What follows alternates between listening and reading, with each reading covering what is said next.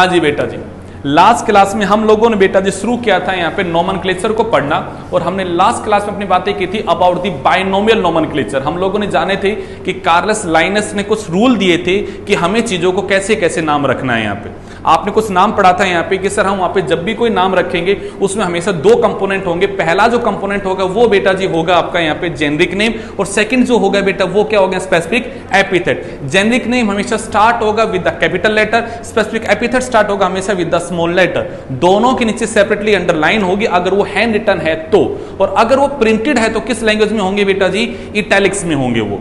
आपने ये भी कहा था कि सर जो भी वर्ड्स लिए जाएंगे they must be from the Latin, और अगर लैटिन से ना हो तो उन्हें लैटिनाइज्ड करना पड़ेगा, because Latin is a dead language और उसमें सिनोनियम्स नहीं होते हैं, तो हम उसी लैंग्वेज को यहाँ पे प्रेफर करते हैं। तो आपको कभी कोई ऑप्शन दिखाई दे वहां पे लैटिन वर्ड ना हो तो आप जाना विद द ग्रीक, या तो लैटिन से होगा या फिर किससे होगा, वो वर्ड आपका ग्रीक से होगा। ये दो बातें आपने की थी यहाँ पे। फिर आप लोगों ने ये कहा था कि सर वहां पे कुछ और भी बातें आती हैं कि एक मैक्सिमम एक कंपोनेंट का कितना साइज हो सकता है, मिनिमम कितने लेटर होने चाहिए उसमें 3, और मैक्सिमम कितने यहाँ पे 12। तो आप कहते हो छोटे से छोटा नाम होता है 6 लेटर्स का, और बड़े से बड़ा कितना होता है यहाँ पे 24 का। आपने ये भी बातें की थी कि सर एक वर्ड आया था साइटेशन, मतलब कोई साइंटिस्ट चाहता है कि अपना नाम लगाना तो नाम लगा सकता है आफ्टर द बाइनोमियल नोमेनक्लेचर। फिर आपने कुछ और वर्ड पढ़े थे, ऑटोनियम क्या होता है, टोटोनियम क्या होता है, ये सब बातें हमने कहते। पर अब याद रखना टोटो और ऑटो दोनों applicable only for the zoological nomenclature, not for the botanical nomenclature. ये सब बातें हो गई थी। अब जैसा आपने ये कहा कि हम लोगों ने यहाँ पे कुछ इंटरनेशनल कोड बना रखे हैं, तो हमारे एग्जाम में कई बार पूछा जाता है इंटरनेशनल कोड्स के क्या क्या फुल फॉर्म है, क्या क्या वो इंटरनेशनल कोड है। तो हम यहाँ आज पढ़ने वाले सबसे पहले international code of the nomenclature. तो हेडिंग डालेगा आप लोग बेटा जी यहाँ पे international code of the nomenclature. जरा ब्लैक बोर्ड पे देखो, फिर बाद में लिखना बेटा जी आप लोग। कशिश यहाँ देखो बेटा, आपने पहला वर्ड बोला ICBN, हाँ जी, फुल फॉर्म हमने बनाई international code for botanical nomenclature. क्या बोला आपने, फॉर द बॉटनिकल नोमेनक्लेचर। लिखो साथ साथ बेटा जी,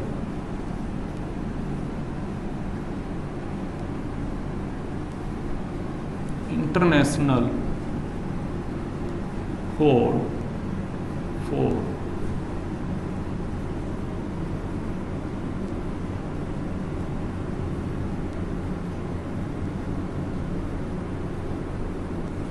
बॉटनिकल नोमेनक्लेचर। ऐसे ही गुड़िया वंशी का हम बोल रहे हैं ICZN, तो सेम वर्ड हो जाएगा international code of zoological nomenclature. ऐसे ही बेटा मैं वर्ड बोलूं ICVN, V for virus, V for virus. तो आपने क्या कहा, international code of viral nomenclature. ऐसे में वर्ड बोल दूं ICNB, मैंने देखो कुछ अल्फाबेट को चेंज कर दिया। देखो बेटा यहाँ पे कशिश, यहां मैंने लिखा था BN, अब मैंने क्या कर दिया NB। तो इसको हमने बोला इंटरनेशनल कोड फॉर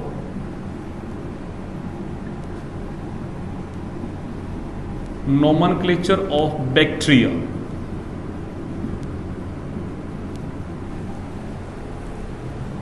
ताकि चीजें कंफ्यूजन में ना हो तो हमने BN को क्या कर दिया यहाँ पे NB कर दिया।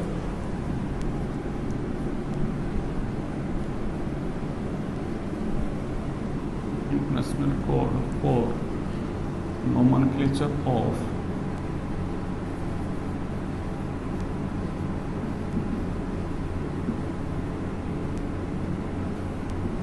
अगले वर्ड को देखना बेटा जी, गुड़े गुड़े एक बार रुको, मेरी बात को समझो पहले। यहाँ पे आपने ऊपर देखो सबसे पहले क्या लिखा है बेटा जी, ICBN, और BN का मतलब था यहाँ पे बॉटनी। तो आपने कहा सर बॉटनी का मतलब सब प्लांट्स का जब हम नाम रखते हैं तो एक ही तरीके से रखते हैं। हमने इसी के एक टुकड़ा और निकाल दिया इससे बेटा जी हमने। ये है किसी भी प्लांट का नोमेनक्लेचर के लिए आईसीबीएन है, बट अब यहां पे एक नई फील्ड और बना दी बेटा जी कि अगर वो प्लांट बेटा जी कल्टीवेटेड प्लांट है, कैसा प्लांट है यहाँ पे कल्टीवेटेड है, तो उसके लिए अलग से कोड बना दिया यहाँ पे और उसका ही हमने एक सब डिवीजन कर दिया। तो ये कोई अलग से नाम नहीं है, ये आईसीबीएन का ही क्या है बेटा जी यहाँ पे पार्ट है, उसी का सब डिवीजन है। उसको हमने क्या बोला यहाँ पे international code for nomenclature of cultivated plant, for the cultivated plant. ये कुछ नया नहीं है, बार बार मैं वर्ड बोल रहा हूं बेटा जी, ये कुछ नया नहीं है, ये बोटनिकल नोमेनक्लेचर का ही पार्ट है। ये यूज होता है only for the cultivated plant के लिए। बाकी आपको सब दिखाई दे रहा है बेटा जी, सर ये बोटनिकल है, ये जूलॉजिकल है, ये वायरल और ये फिर फॉर दी बैक्टीरिया है। बट पांचवी फील्ड आपकी बोटनी का क्या है बेटा जी यहाँ पे पार्ट। ये 5 होते हैं हमारे international code of the nomenclature, यानी कि आज हम जब भी किसी चीज का नाम रखेंगे तो यहां पे हमें सारे रूल्स डिफाइन किए जाते हैं कि वायरस का नाम कैसे रखना है, बैक्टीरिया का नाम कैसे रखना है, किसी भी एनिमल का नाम कैसे रखा है, जूलॉजिकल का या बोटनिकल, सब नाम के हमें बेटा जी इन्हीं रूल को फॉलो करते हुए सब बातें रखनी होती है बेटा जी। ठीक बात है। कल हमने, हाँ जी दोबारा बोलो। हाँ बोटनी का चैप्टर है वैसे तो, बट हम यहाँ पे एक्चुअली बोटनी जूलॉजी की कोई बात नहीं करते हैं, यहाँ पे जर्नल से बातें करते हैं। ये हमारा इंट्रोडक्शन ऑफ द बायो है। इस चैप्टर में हम इंट्रोडक्शन की बात करते हैं कि डाइवर्सिटी क्या होती है, क्या क्या, हम सब एक जर्नल से बात कर रहे हैं यहाँ पे। चलिए बेटा जी आगे। अब कल आप लोगों ने पढ़ा था सर कि बाइनोमियल नोमेनक्लेचर होता है, आज हम उसके आगे शुरू करते हैं बेटा जी। अब अगला जो नोमेनक्लेचर आता है उसका नाम आता है ट्राइनोमियल नोमेनक्लेचर। आप लोगों को लग रहा होगा ये नोमेनक्लेचर नया नोमेनक्लेचर है, बट ये नोमेनक्लेचर नया नहीं है बेटा जी।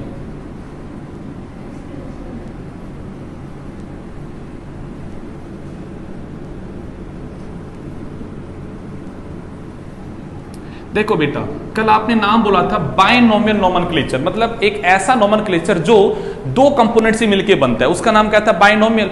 आज हमने कहा कंपोनेंट 2 नहीं है, कंपोनेंट कितने होंगे बेटा जी यहाँ पे 3 होंगे, बट 3 कंपोनेंट कब यूज होंगे, किस केस में यूज होंगे, हम उसकी बात यहाँ पे करने वाले हैं। तो इसको समझने से पहले मैं कुछ और आपको समझाऊंगा, उस वर्ड को समझना, फिर आपको समझ में आएगी सब बातें। आप लोगों को बेटा जी कशिश मैंने एक क्लास में समझाया था अबाउट दी स्पीसीज के बारे में। स्पीसीज क्या क्या होते हैं हमने वर्ड समझा था यहाँ पे, एक बार रिवाइज करते हैं चीजों को यहाँ पे वंशी का। आपने कहा था स्पीसीज जो होता है, इस वर्ड को देने वाला जो साइंटिस्ट था मेरे बच्चा, उसका नाम क्या था जॉन रे। और स्पीसीज को डिफाइन करने के लिए अलग अलग कंसेप्ट आए थे। आप लोगों ने एक कंसेप्ट बोला था बेटा जी बायोलॉजिकल कंसेप्ट ऑफ स्पीसीज। आप लोगों को याद होगा इस कंसेप्ट में हमने ये कहा था group of the individual that can interbreed and produce a offspring, fertile offspring, कि जो यहां पे इंटरब्रीड करके एक फर्टाइल ऑफस्प्रिंग पैदा कर सके। मैं ऐसे ग्रुप ऑफ इंडिविजुअल को क्या बोलूंगा बेटा जी यहाँ पे स्पीसीज। मैंने आपको यह भी कहा था अगर ये डेफिनेशन को हम सही मान लेते हैं, इस डेफिनेशन को हम अगर सही मान लेते हैं, तो फिर म्यूल जो कि अनफर्टाइल है, वर्कर, और आप कहते हो जो मेल ड्रोन वगैरह अगर कोई अनफर्टाइल है यहां पे, तो आप उस केस में क्या कहोगे, वो क्या स्पीसीज नहीं है क्या? भाई म्यूल यहां पे 100 म्यूल है, तो क्या 100 म्यूल अलग अलग है क्योंकि वो रिप्रोड्यूस तो नहीं कर पा रहे। बट ये डेफिनेशन क्या कहती है हमें यहां पे, a group of individual that can interbreed and produce a fertile offspring, हम उसे कहते हैं वो स्पीसीज है। इस कंसेप्ट के अकॉर्डिंग, इसके अकॉर्डिंग तो म्यूल जो यहां पे 100 म्यूल खड़े हैं, वो 100 म्यूल आपस में इंटरब्रीड नहीं कर सकते, तो वो क्या अलग अलग स्पीसीज है?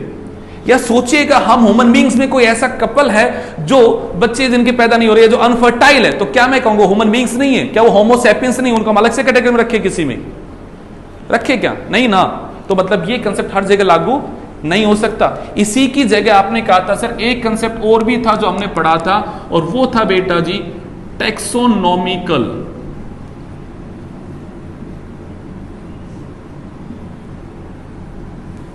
अगला कंसेप्ट क्या था बेटा जी यहां पे टैक्सोनॉमिकल। इसमें कुछ आपने ऐसा कहा था कि any group of individual that are similar in the maximum character, जो मैक्सिमम कैरेक्टर में कैसे हो, यहां पे सिमिलर हो, हम उसे कहते हैं, वो क्या है बेटा जी यहां पे टैक्सोनॉमिकल कंसेप्ट के यहाँ पे स्पीसीज बनने वाले। ये दो आपने अलग अलग नाम पढ़े थे बेटा जी यहाँ पे, और इन दोनों को मिला के मैंने तीसरा एक वर्ड और बोला था बेटा जी यहाँ पे मॉडर्न कंसेप्ट। मैंने आपको 3 कंसेप्ट पढ़ाए थे बेटा जी, हाँ कि ना? अब अगर मैं एक लाइन बोलूं, एक ऐसा ग्रुप ऑफ इंडिविजुअल जो सिमिलर है मॉर्फोलॉजी में, सिमिलर है but unable to reproduce, but unable to reproduce, तो हम उसके लिए एक अलग से वर्ड यूज करते हैं बेटा, जो वर्ड आ जाता है यहां पे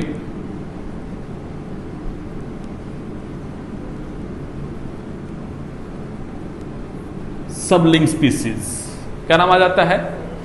तो ये सिबलिंग स्पीसीज क्या होते हैं? जो टेक्सोनॉमिकली तो एक ही स्पीसीज है, टेक्सोनॉमिकली तो, बट बायोलॉजिकली वो अलग अलग स्पीसीज है। मैं ऐसी स्पीसीज को क्या बोलूंगा बेटा जी यहां पे? सिबलिंग। मेरे वर्ड पे सोचना मैंने क्या बोला?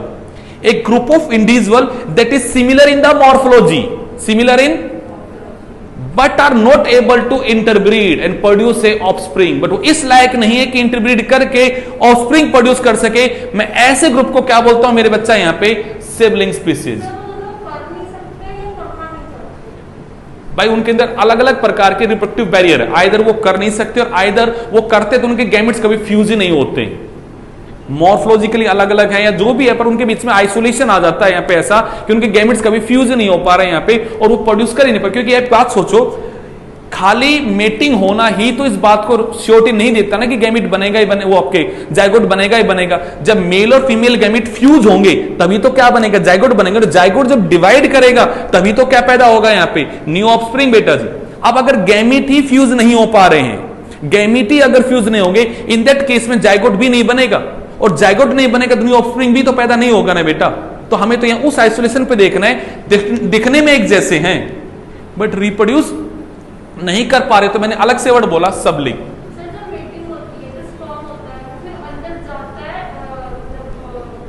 बॉडी में चला गया, फीमेल की बॉडी में चला गया, बट स्पर्म ने उसको, स्पर्म और ओवम की जब मीटिंग होती है ना गुड़िया, तो ओवम और स्पर्म की मैचिंग नहीं हो रही है यहां पे, तो sperm is not able to get fuse with the ovum, और वो उससे फ्यूज नहीं कर पाएगा, जाइगोट नहीं बने, वो फीमेल की बॉडी में क्या हो जाएगा? फिर डिस्ट्रॉय हो जाएगा। क्योंकि गैमेट्स के पास में स्टोर अमाउंट ऑफ फूड होता है, वो एक दिन 2 दिन जिंदा रहेगा, तब तक अगर फर्टिलाइजेशन नहीं हुआ तो वो क्या हो जाएगा? फिर वहां पे डेड हो जाएगा यहां पे, तो वो डेड हो जाएगा उसके बाद वहां पे।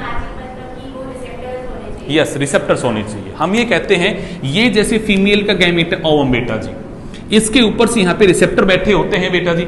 ऐसे हमने कहा सर ये स्पर्म है, तो उस स्पर्म के पास भी यहां पे क्या स्पेसिफिक ग्लाइकोप्रोटीन्स होती हैं, इन दोनों की बेटा जब मैचिंग होती है तो हम ऐसा नाम रखते हैं फर्टिलाइजिंग, एंटी फर्टिलाइजिंग यहां पे प्रोटीन्स होती हैं। जब इनकी मैचिंग होगी तो ही स्पर्म इससे क्या हो पाएगा? फ्यूज हो पाएगा। और अगर बेटा जी मैचिंग नहीं हुई तो हम कहेंगे कभी से फ्यूज नहीं कर पाएगा।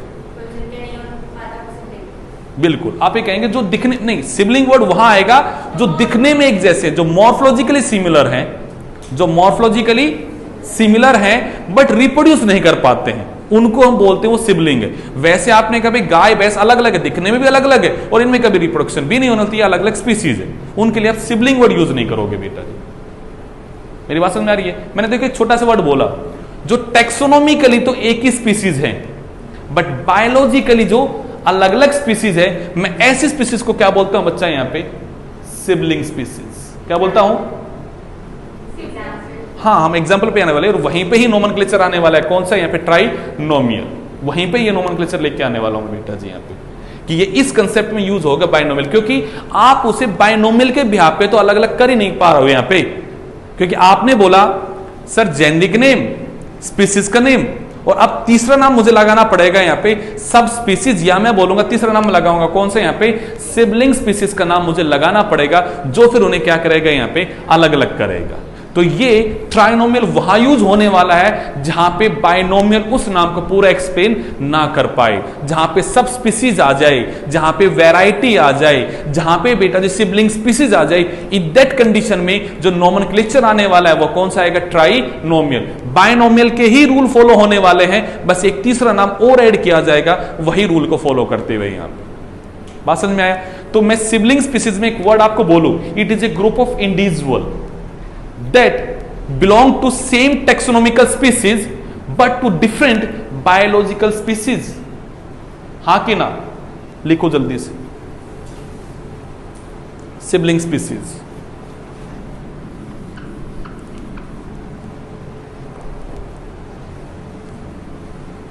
a group of individual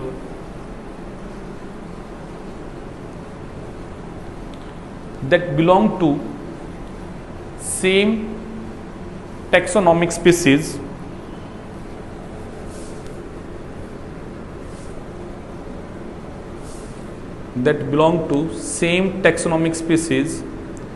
but different biological species.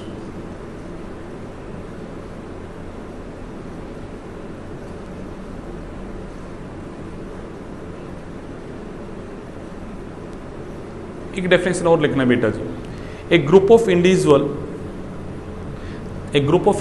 इसी में एक और definition, A group of individual that are similar in morphology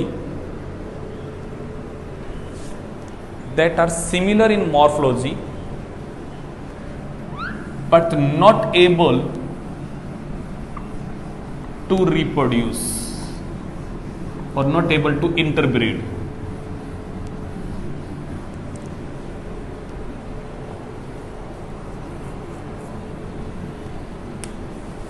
अब हेडिंग डालो बेटा जी, trinomial nomenclature. It is the extension of binomial nomenclature.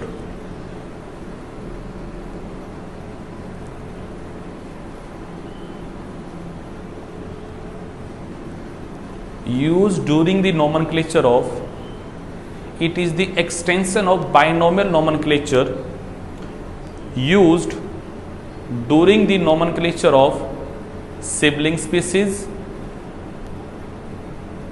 comma, सबस्पीसीज और वैरायटी.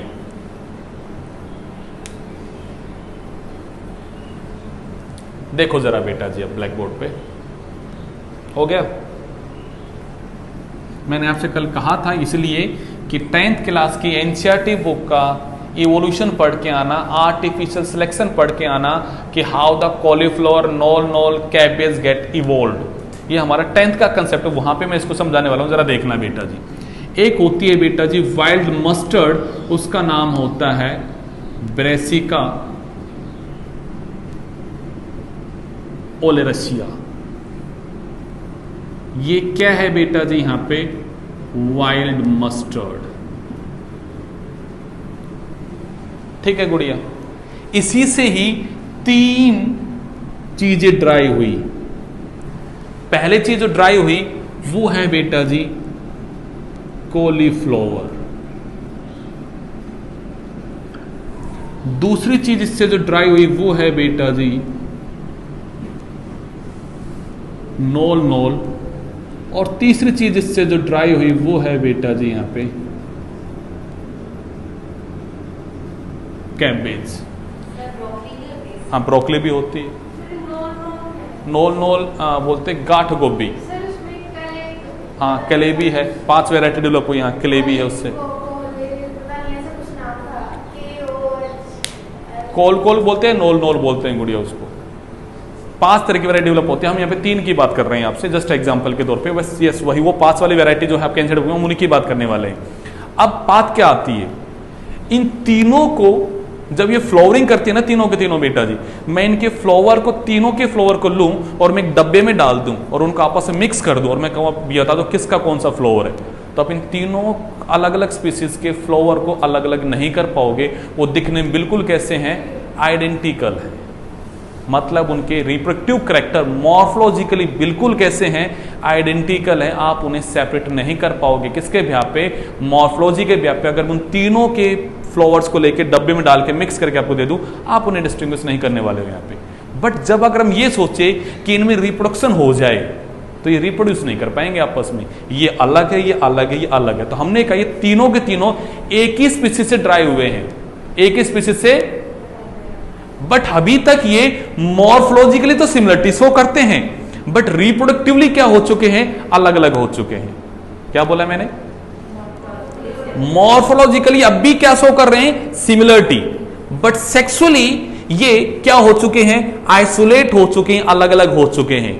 तो अब हम इनका नाम रखने के लिए जो नोमेनक्लेचर यूज कर रहे हैं वो कौन सा है बेटा जी, हमें ट्राइनोमियल. कि ये इस स्पीसीज के डेरिवेटिव है, ये उसके सबलिंग है, ये उसके बच्चे हैं. तो तो हम उस स्पीसीज का नाम तो लिखेंगे ही लिखेंगे यहाँ पे। अब इनका हम यूनिक नाम भी उनके साथ में लगाएंगे, तब जाके इनका क्या बनने वाला है बेटा जी, यहाँ पे नाम बनने वाला है। बात समझ में आई यहाँ पे? जैसे कि मैं इसका नाम लिखता हूं बेटा जी, यहाँ पे वही सेम नाम आएगा। पहले तो यहाँ पे ब्रेसिका ओलेरसिया बोट्राइटिस। कशिश के माथे में थोड़ा सा फिर दोबारा दिक्कत आने वाली है, क्योंकि उसके नामों से बड़ी दिक्कत हो रही है। तीनों के अंडरलाइन है बेटा जी, ब्रेसिका ओलेरसिया बोट्राइटिस। अच्छी बात पता है क्या, आप लोग अगर इन चीजों को इंप्लीमेंट करना शुरू कर दो ना तो ज्यादा अच्छा रहेगा। मतलब आप दुकानदार को जाके ये कह रहे हो कि मुझे ब्रेसिका ओलेरसिया बोट्राइटिस दे दो, मानते वो नहीं समझेगा, बट आप अपने घर में मम्मा पापा के साथ तो समझा ही सकते हो ये बातें। हाँ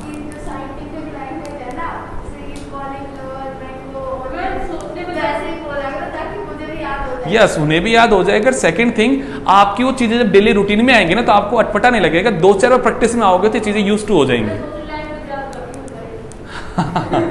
ये बात भी सही है, पर इनको थोड़ा सा प्रैक्टिस करके देखो, एक बार में नहीं, बट थोड़ा सा। जैसे अब आम का सीजन आ रहा है तो ये जो आपने बोला गुड़िया, इट्स ये कहलाता है रट्टाफिकेशन, कि आप उसे 20-20 बार लिख के दे रहे हो। आप उसे एक वर्ड को पकड़ो कि आज मुझे इस वर्ड का as much as I can मुझे उसका यूज करना है। जैसे अब आम का सीजन चल रहा है, सोच के देखो आपके घर में भाई है, बहन है, पापा मामा है, आप बार बार एक वर्ड बोल रहे हो, मुझे मैग्नीफेरा इंडिका खाना है, मैग्नीफेरा इंडिका खाना है। 5-10 बार अगर इस बात को बोल दिया ना आपने, ऑटोमेटिकली आम की जगह नाम सेट हो जाना आपके दिमाग में, मैग्नीफेरा इंडिका ही। नहीं, थोड़ा सा यूज टू करो चीजों को, कि आप सोचो डॉग का नाम ले रहे हो, कैट का नाम ले रहे हो, थोड़ा सा नामों को लेना शुरू कर दो तो चीजें क्या हो जाएंगी, यूज टू हो जाएंगी आपकी, थोड़ा सा यूज टू हो जाएंगी। आलू, जैसे आलू की सब्जी बन रही तो कह दो ओके हाँ सोलम टोरो से बन रहा है। या जैसे टमाटर की बात हो रही है, मम्मा टमाटर दे तो उनको बोल सकते सोलेनम लाइकोपर्सिकम है आज तो घर में। मतलब थोड़ा सा करो, 1-2 बार आपको थोड़ा फनी सा लगेगा, घर वालों को लगेगा, बट धीरे धीरे चीजें यूज टू हो जाती हैं। मैं आपको बार बार बोल रहा हूँ, शुरुआत हमेशा हमें मुश्किल लगती है, बट मुश्किल होती नहीं है, यूज टू होने की बातें। चलेगा, पहला नाम हो गया बेटा जी। तो ये दोनों नाम तो मैं किसके लिख रहा हूँ बेटा जी, यहाँ पे आपके स्पीसीज के ही।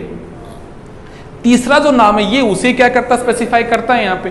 तो ये नोमेनक्लेचर क्या बन गया बच्चा यहाँ पे, ट्राइनोमियल नोमेनक्लेचर। ठीक बात है। इसी तरह मैं इसका नाम लिखता हूं, ब्रेसिका ओलेरसिया क्योलोरप्पा।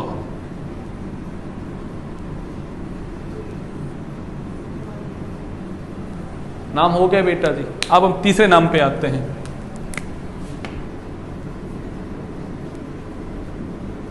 ब्रेसिका ओलेरसिया कैपिटेटा।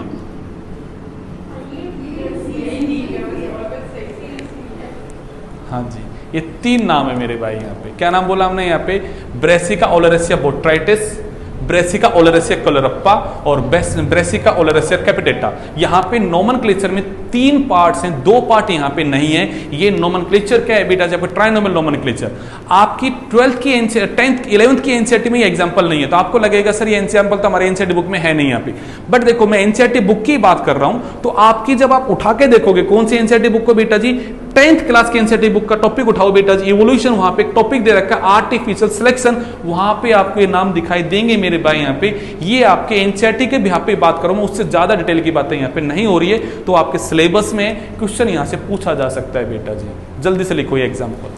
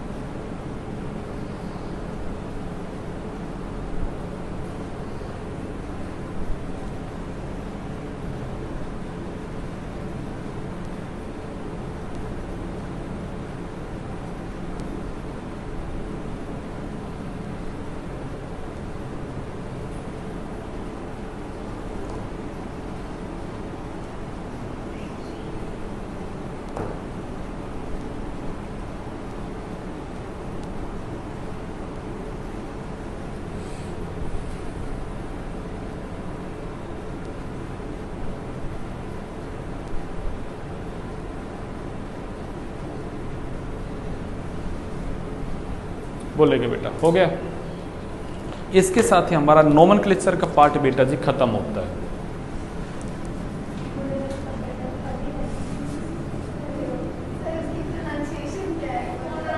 कोलेरप्पा, हाँ कटप्पा।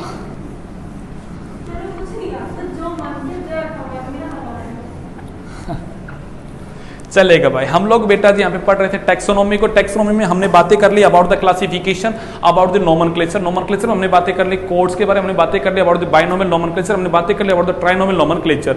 हमने टैक्सोनॉमी बेटा जी बातें की थी, मॉडर्न टैक्सोनॉमी क्या होता है और आपका क्लासिकल टैक्सोनॉमी क्या होता है, या सिस्टमेटिक क्या होता है, नियो सिस्टमेटिक क्या होता है, सब वर्ड हमने यहाँ पे अपने खत्म कर दिए थे। क्लासिफिकेशन में अपने पूरी टेक्सोनॉमिकल हायरार्की की बातें कर ली थी कि क्लास क्या होता है, ऑर्डर क्या होता है, फैमिली क्या होता है, उनके लिए क्या क्या सफिक्स यूज हो सकते हैं, वो सब बातें हम आपके साथ में खत्म कर चुके हैं। अब वर्ड क्या आता है कि आपने 1.7 मिलियन स्पीसीज के ऊपर अगर बातें की है, किसी साइंटिस्ट ने, किसी भी ऑथर ने उनका नाम पब्लिश किया है, तो अब अगर वो चीजें हमने कहीं स्टोर फॉर्म में नहीं रखी तो आगे आने वाले लोगों को पता कैसा लगेगा कि भैया जी ये चीजें क्या हैं। तो हमें कहीं ना कहीं वो इंफॉर्मेशन तो क्या करनी पड़ेगी बेटा जी, यहाँ पे स्टोर करनी पड़ेगी। क्यों स्टोर करनी पड़ेगी, हम उस पहले लॉजिक को समझते हैं। यहाँ पे आपने सबसे पहले पढ़ा था बेटा जी कि सर टैक्सोनॉमी के 4 बेसिक प्रोसेस थे। कितने बेसिक प्रोसेस थे? 4 बेसिक प्रोसेस थे। पहला प्रोसेस क्या था कशिश? Very good. पहला बेसिक प्रोसेस क्या था बेटा जी यहाँ पे? कैरेक्टराइजेशन। दूसरा बेसिक प्रोसेस क्या था बेटा जी? आइडेंटिफिकेशन। और तीसरा बेसिक प्रोसेस आपने पढ़ा बेटा जी क्लासिफिकेशन, और चौथा आपने पढ़ा नोमेनक्लेचर। ये दोनों आपने डिटेल में पढ़ लिए। अब मैं इनकी बात नहीं करता हूं, मैं आपसे ऊपर वाले 2 की बात करता हूं। आपने एक तो ये कहा था सर किसी भी चीज के कैरेक्टर्स को स्टडी करना, उसे आइडेंटिफाई करना बहुत ही जरूरी है ताकि हम उसका एक स्पेसिफिक नाम रख सके, हम उसको अच्छे से क्लासिफाई कर सके। इन चीजों का होना जरूरी है। अब मैं एक दूसरे रेस्पेक्ट की बात करता हूं, इनकी हमारी लाइफ में भी बहुत जरूरत है बेटा जी। जैसे कि आप लोगों के दिमाग में एक वर्ड आता है बैक्टीरिया, आप लोगों के दिमाग में एक वर्ड आता है वायरस। 2 वर्ड मैं आपके दिमाग में डालता हूं। पहले जब भी आपके दिमाग में वर्ड आता है वायरस, तो आपके दिमाग में ये आता होगा वायरस तो भैया जी हमें डिजीज कोज करते हैं, they are pathogenic for the human beings. Word आता है। जब वर्ड की बात आती है किसकी बेटा जी? यहाँ पे बैक्टीरिया की। Bacteria pathogenic, they cause the disease. ये हमारे लिए हार्मफुल चीजें हैं यहाँ पे, ये सही बात है।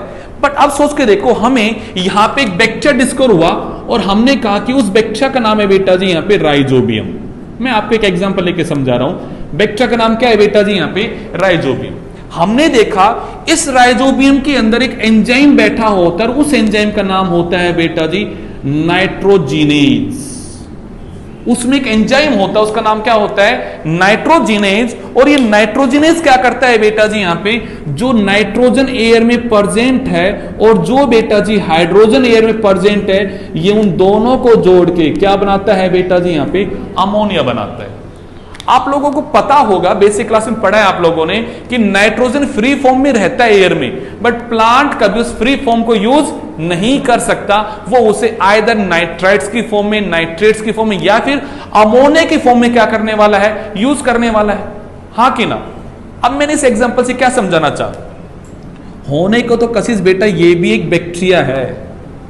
वंशी का क्या है? ये भी एक। और बैक्टीरिया को देख के अगर मैं ये सोच लूं बैक्टीरिया तो हार्मफुल होते हैं, बट ये बैक्टीरिया तो मेरे लिए हार्मफुल नहीं है, मेरे लिए क्या है बेटा जी?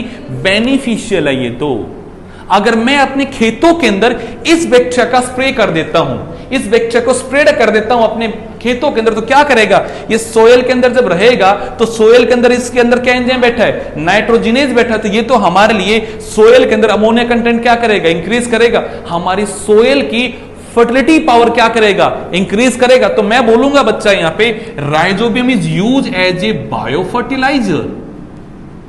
बोलो हां कि ना? ये बात मुझे कब पता लगी? जब मैंने उसके कैरेक्टर्स को स्टडी किया। जब मैंने कैरेक्टर्स को स्टडी किया तभी तो मैं उसे आइडेंटिफाई कर पाया कि भैया ये तो मेरे लिए बेनिफिशियल है, ये मेरे लिए हार्मफुल नहीं है। तो मतलब हम अगर किसी भी ऑर्गेनिज्म के कैरेक्टर्स को अच्छे स्टडी करें और हम अगर उसको अच्छे से आइडेंटिफाई करेंगे तो we can use them in the different field like agriculture, like medicine. हम अलग अलग जगह उनका क्या कर सकते हैं बेटा जी, यहां पे यूज कर सकते हैं ना, हाँ या ना। अगर हमने किसी बैक्टीरिया के कैरेक्टर ही नहीं पढ़े, हमने उसका कैरेक्टराइजेशन ही अच्छे से नहीं किया, तो क्या मैं उसके एप्लीकेशन पार्ट को समझ पाऊंगा? अब अगले वर्ड पे आते हैं, वायरस। आपको लगता है वायरस डिजीज कोज करते हैं, बट एक वायरस का जीनस है बेटा जी nucleo poly hedrous virus. Nucleo polyhedrous virus, ये वायरस जो होता है बेटा जी, ये आर्थ्रोपोडा को किल करता है, और ये अगर हमारी बॉडी में चला जाए तो ये हमें किल नहीं करता। इवन अगर बर्ड या फिश वगैरह ऐसे कोई भी उसकी बॉडी में चला जाए तो ये उन्हें कोई हार्म नहीं करेगा, बट ये हार्म करता है किसको बेटा जी? आर्थ्रोपोडा में जो इंसेक्ट्स होते हैं, ये उनको क्या करता है? किल करता है।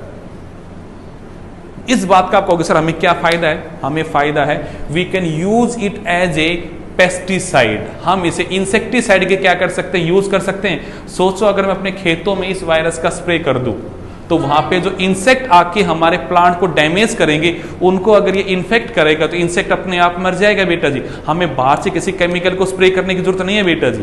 मैंने इस वायरस का यूज कर लिया जी बायो इंसेक्टिसाइड, हाँ या ना।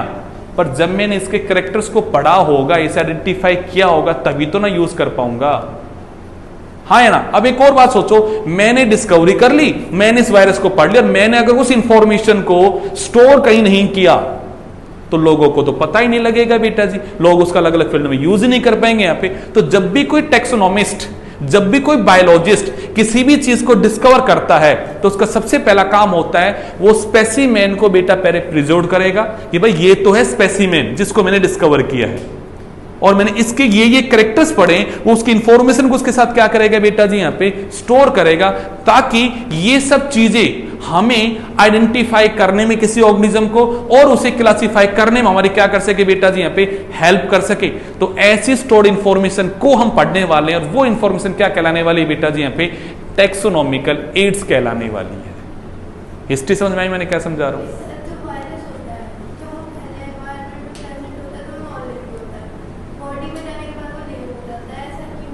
गुड़िया, क्योंकि इसका स्ट्रक्चर जब हम देखते हैं तो ये ए सेलुलर है गुड़िया, इसके पास मेटाबॉलिज्म गुड़िया अब्सेंट है, इसके पास जेनेटिक मटेरियल बैठा है गुड़िया, but genetic material DNA RNA जो बनता है और उसका एक्सप्रेस जब करता है तो ये करेगा क्या? उसे करने के लिए इसे सेल का मेटाबॉलिज्म चाहिए, इसे डिफरेंट टाइप के बायोमोलिक्यूल को सिंथेसाइज करने के लिए डिफरेंट टाइप की फैक्ट्री चाहिए इसके पास, और इसके पास सारे सेल कंपोनेंट अब्सेंट, इसके पास राइबोसोम ही नहीं है, तो ये प्रोटीन कैसे बनाएगा? तो जब ये होस्ट सेल में जाएगा तो ये उसके राइबोसोम को यूज करके उससे अपना प्रोटीन बनवाएगा, उससे अपनी चीजें सिंथेसाइज करवाएगा बेटा जी। तो जब ये सेल के बाहर है तो जब कोई चीज बना ही नहीं सकता, अपने आप को मल्टीप्लाई ही नहीं कर सकता, अपना कोई काम नहीं कर सकता, क्योंकि काम करने के लिए इसे सेल का साइटोप्लाज्म चाहिए, इसे सेल चाहिए। सेल तो ये है ही नहीं, it is just aggregate of the biomolecule. ये डिफरेंट बायोमोलिक्यूल का क्या है बेटा जी? यहाँ पे एग्रीगेट असेंबलिंग है। यहाँ पे इसे काम करने के लिए साइटोप्लाज्म चाहिए, इसे एंजाइम चाहिए, जो इसके पास है ही नहीं। वो एंजाइम ये किसके यूज करने वाला है बेटा जी? यहाँ पे होस्ट सेल के। मतलब सिंपल सी बात बोलूं, इसके पास सेलुलर मशीनरी नहीं है, काम करने के लिए मशीन चाहिए ना बेटा जी। तो डिफरेंट टाइप के बायोमोलिक्यूल बनते हैं, उनको काम करने के लिए मशीन चाहिए बेटा जी, वो मशीन ही नहीं है इसके पास में। तो ये किसके पास है? एक लिविंग सेल के पास वो मशीन होती है, ये उन मशीनरी का यूज करके अपना काम करवाता है बेटा जी। तो हमने कहा सेल के बारे में भी कुछ कर ही नहीं सकता, तो ये क्या है बेटा जी? अपना नॉन लिविंग है, बट सेल के अंदर जाके रिप्रोड्यूस करता है, अपने आप को मल्टीप्लाई करवाता है, अपना फैक्सो करता है, हम इसे कंसिडर करते हैं क्या बन जाता है? लिविंग, बट रहता है नॉन लिविंग है बेटा जी। बट यस, इसके पास कैपेसिटी है कि ये होस्ट सेल की मशीनरी का क्या कर पाता है? यहाँ पे यूज कर पाता है। चलें आगे, यहाँ पे अपना टॉपिक में जो समझा रहा हूं कि इनका क्या यूज है यहाँ पे, वो समझ में आ रहा है बेटा जी यहाँ पे, हाँ कि ना? जैसे आप एक एग्जाम्पल और समझ सकते हो कि सर हमने वर्ड सुना है फंगस, हम ये कहते हैं बेटा फंगाई जो होती है ये हमारे खाने को खराब करती है, तो saprotrophic mode of nutrition show करती है, और ये तो हमारे खाने को खराब करती है। सही बात है, ये तो हमारे लिए हार्मफुल है ना बेटा जी, हमारे खाने को खराब करती है। ब्रेड में लग गई फंगस, ब्रेड खराब हो गई, कहीं हमारे खाने पर लग गई, वो खराब हो गया, खराब करने का काम करती है। बट आपने ये भी तो पढ़ा होगा कि सर हमें यहां से एक और भी तो चीज मिलती है, एंटीबायोटिक्स। ये एज ए सेकेंडरी मेटाबोलाइट्स क्या बनाती है, एंटीबायोटिक। और अब हम अपने बैक्टीरियल डिजीज को ठीक करने के लिए जो दवाई यूज करते हैं एंटीबायोटिक, वो हमने कहां से निकाले बेटा जी, यहाँ पे फंगस से। तो ये उसकी क्या है बेटा जी, एक अच्छी साइड भी तो है।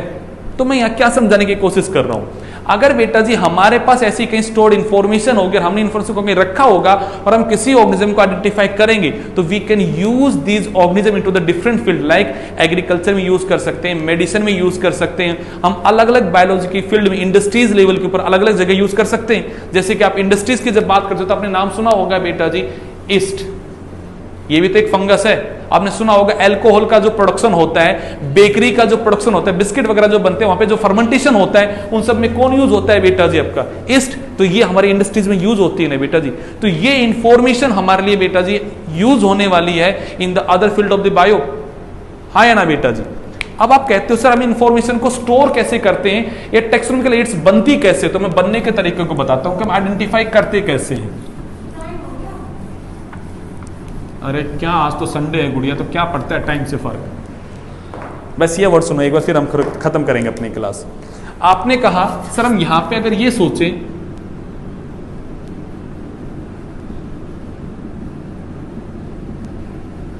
हम किसी भी चीज को आइडेंटिफाई करने के लिए, कैरेक्टराइज करने के लिए करते क्या है, तो करते क्या उस वर्ड को समझो। सबसे पहला काम करते हैं बेटा जी हम यहां पे कलेक्शन ऑफ सैंपल, या मैं कह दूं स्पेसिमेन। जैसे कि अब आजकल कोरोना चल रहा है, कोरोना का एग्जांपल ले लेते हैं, किसी को कोरोना हो रहा है, हमने सबसे पहले क्या लिया, उसका सैंपल लिया कि भाई इस पेशेंट में क्या चीज, हमने उसका सैंपल लिया बेटा जी, हमने उसको क्या किया, लेबोरेटरी के अंदर उसको हमने स्टडी किया। अब हमें पता लगा इसके अंदर कोई इस प्रकार का पैथोजन है ये बेटा जी। हमने उस पैथोजन को जब स्टडी किया तो हमने ये देखा इसका जो स्ट्रक्चर है वो एक लिविंग सेल जैसा नहीं है। तो हमें पता लगा इसका स्ट्रक्चर किससे मैच करता है बेटा जी, यहाँ पे वायरस से मैच करता है। अब सोचो अगर हमारे पास कहीं पे स्टोर्ड इंफॉर्मेशन ही ना होती कि वायरस क्या होते हैं, वायरस का कैसा स्ट्रक्चर होता है, तो क्या मैं इस कोरोना को पहचान पाता कि ये वायरस है। मतलब मेरे आइडेंटिफिकेशन करने में किसी स्टोर इंफॉर्मेशन ने हेल्प की है बेटा जी यहाँ पे। सेकंड थिंग, फिर मैंने देखा इसका स्ट्रक्चर कैसा होता है, क्या नहीं होता है, और मैंने उस सब इंफॉर्मेशन को क्या किया, उस सैंपल के साथ क्या करते हैं बेटा जी, प्रिज्यूड कर दिया कि भाई ये जो सैंपल है, इस सैंपल के ये कैरेक्टर्स होते हैं, वो सब मैंने स्टडी किए लेबोरेटरी में। मैंने स्टडी किए कहां बेटा जी, यहाँ पे लेबोरेटरी। तो मैंने पहला काम क्या किया बेटा जी, collection of the sample. Second मैंने काम क्या किया, लेबोरेटरी स्टडी।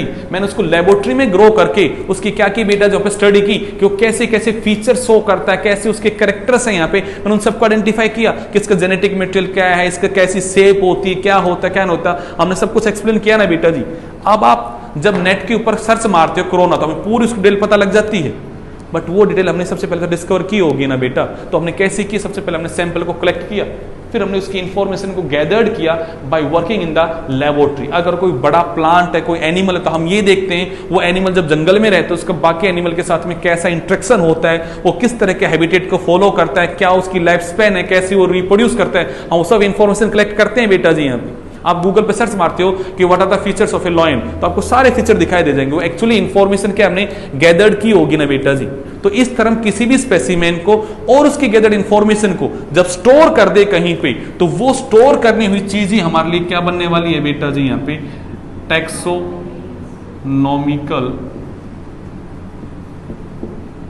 एड्स बनने वाली है, हाँ कि ना बेटा जी। ये हमें पढ़ना है यहाँ पे टैक्सोनॉमिकल एड्स वाले टॉपिक में। तो जरा लिखने का काम कर ले, आज हेडिंग डालो जरा एक बार यहाँ पे, taxonomical aids.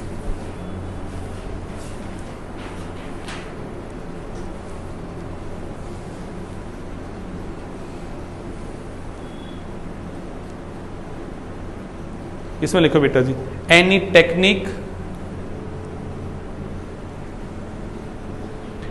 Technique comma procedure or stored information that help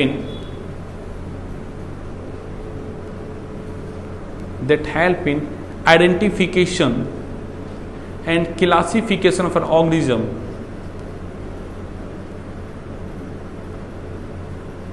is known as taxonomical aids.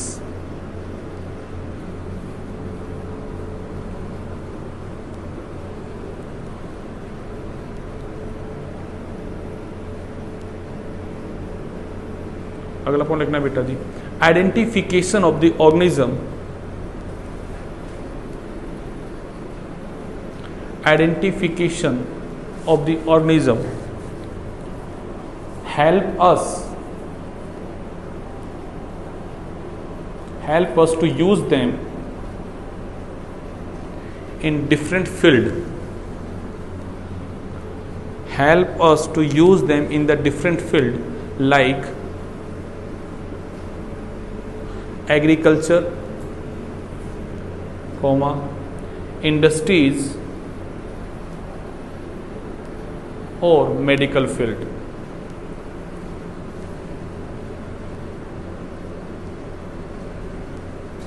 ठीक है बेटा जी, अगला पॉइंट लिखना,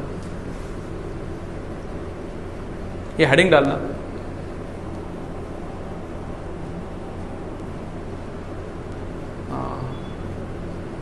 identification is carried out in following वे, ऐसे लिखना, identification is carried out in the following way.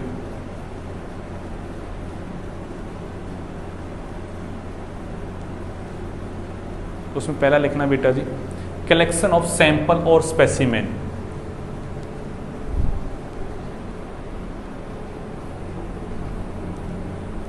Collection of sample और specimen.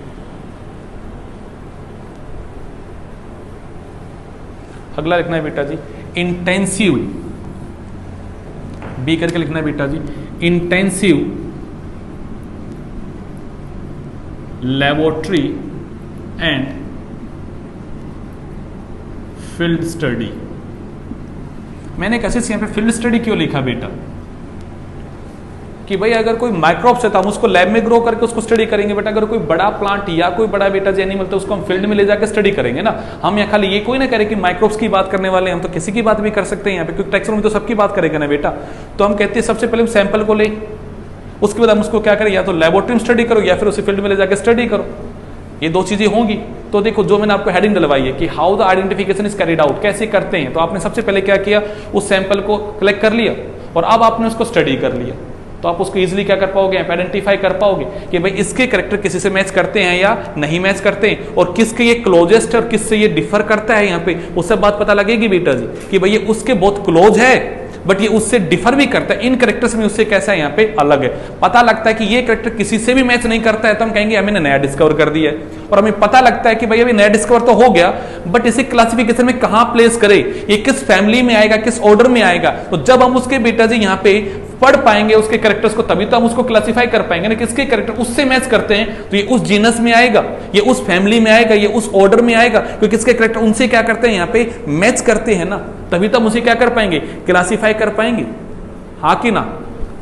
अगला point लिखना बेटा जी, बायोलॉजिस्ट, हाँ मतलब 2 पॉइंट हो गया, उसके नीचे स्टार बना के लिखना बेटा जी, biologist preserve specimen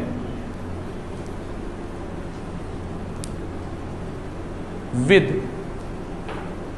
gathered information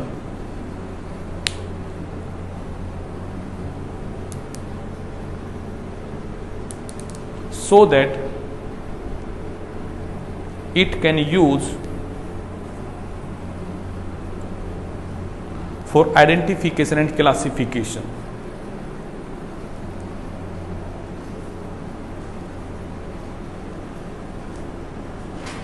आपको टॉपिक का बेसिक नहीं समझ में आया अभी तक, देखो मैं क्या समझा रहा हूं कशिश, यहाँ पे टॉपिक का नाम क्या है, टैक्सोनॉमिकल एड्स है। मैंने उसके डेफिनेशन तो एक ही बात आपको कह दी यहाँ पे, वंशिका कि हम जब भी किसी टेक्निक प्रोसीजर या हम किसी स्टोर्ड इंफॉर्मेशन का यूज करें किसी के क्लासिफिकेशन में या फिर उसका आइडेंटिफिकेशन में, वो क्या है यहाँ पे टैक्सोनॉमिकल एड्स है। अब मैंने आपको ये बताया ये इंफॉर्मेशन कैसे स्टडी की जाती है, तो मैंने आपको बताया हमने सैंपल को बेटा जी कलेक्ट किया, उसकी इंफॉर्मेशन को हमने क्या किया यहाँ पे गैदर्ड किया, हमने स्पेसिमेन के साथ उस इंफॉर्मेशन को क्या कर दिया बेटा जी, स्टोर कर दिया, हाँ है ना, ताकि मैं उसका आगे यूज कर सकूं, किसके लिए, क्लासिफिकेशन के लिए, और किसके लिए बेटा जी, फॉर द आइडेंटिफिकेशन। अब मैं कैसे सैंपल को स्टोर करता हूं, ये तरीके तो क्या हो सकते हैं मेरे, अलग अलग हो सकते हैं ना। और अगर मेरे यहाँ पे सैंपल को प्रिजर्व करने के तरीके अलग अलग होंगे तो मेरी टेक्सोनोमिकल एड्स भी कैसी हो जाएंगी, यहाँ पे अलग अलग हो जाएंगी।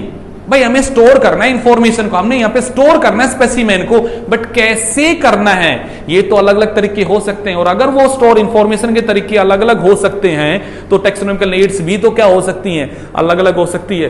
तो लिखो आखिरी लाइन बेटा जी,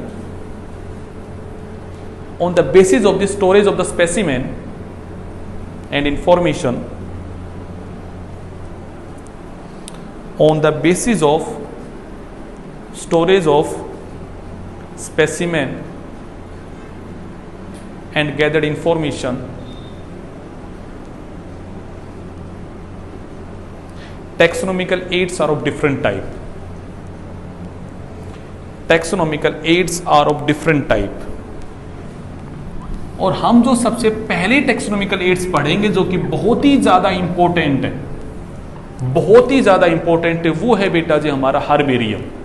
क्या है बेटा जी हमारा, तो अब हेडिंग डाल लो हर्बेरियम। कैसिस पढ़ेंगे नहीं गुड़िया आज, हम इसे नेक्स्ट क्लास में ही पढ़ेंगे क्योंकि कैसिस बिल्कुल थक चुकी है इन नामों से। चलेगा बेटा जी।